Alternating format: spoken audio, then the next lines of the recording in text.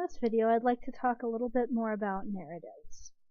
You'll see in the reading packet that you have some information, but I have a few more things I'd like to fill in that I think will really help you as you build through this unit to write your final identity narrative. So I think one thing to keep in mind as you start writing narratives is that a narrative is more than just telling a story. What I mean by that is that a narrative is a story with a point. So in a narrative, you will be telling a true story. It'll be a story about you, possibly about someone else in some cases. For our essay, it'll be about you. Your narrative is going to use many strategies in common with fiction writing. What I mean by that is that you'll have an arc, a narrative arc, where you show the development of a story. You'll use lots of description. You might use dialogue, and generally what you're doing in this kind of essay is that you're trying to bring the reader into your own experience, to help them feel like they're part of what happened and understand what was going on. You'll also be using a thesis for this narrative and for most of your academic narratives. A thesis will help your reader make sense of the experience you've had. It'll help you interpret what they should take away.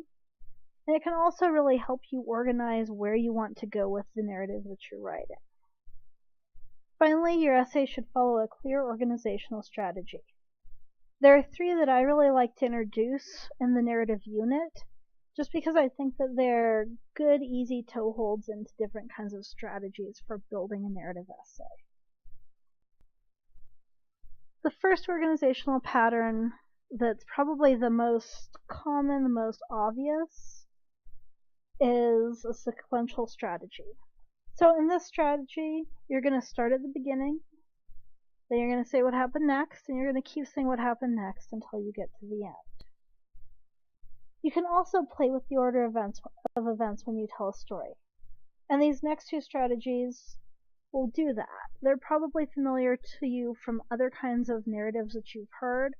Movies and books often will use these kinds of strategies. First is going to be organizing around flashbacks. In a flashback kind of narrative, you're going to start in the present, you're going to introduce the different memories that you're putting forward.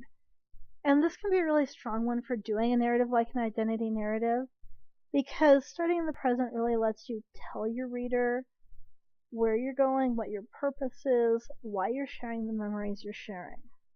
So you'll start in the present, then you'll move to your first memory. This could only be part of the memory, or it could be the whole thing. You'll then return to the present to reflect on that memory and help direct your reader as they understand your experience. You'll take the reader back into the past to share either the next part of the memory or the next memory altogether if you're doing something that's more of a vignette style narrative.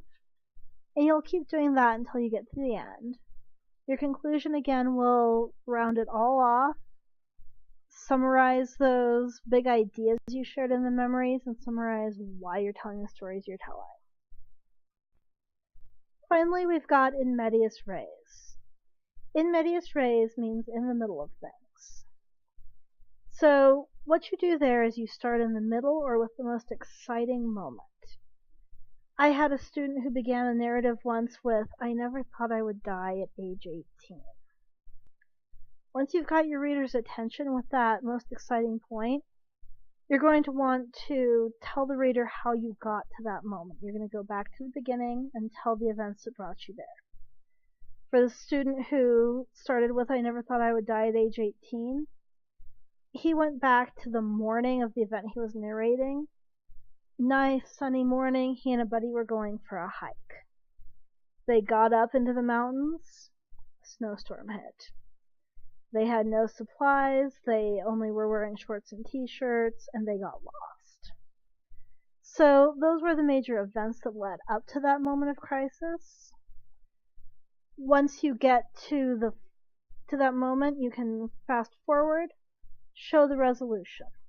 So in the student I was talking about's case, it was how they got rescued. Finally, you're going to come back to your own thoughts, your current reflections on the experience you had. So why was that experience important to you? For this essay, it'll be, why did that experience really illustrate your identity or help shape your identity in whatever way you're approaching it. So those are the three major strategies I wanted to talk to you about with writing narrative. And again, I just want to emphasize, make sure you have a strong thesis. Make sure that you're letting your reader know where you're going as you write this essay. We'll see you in the discussion boards.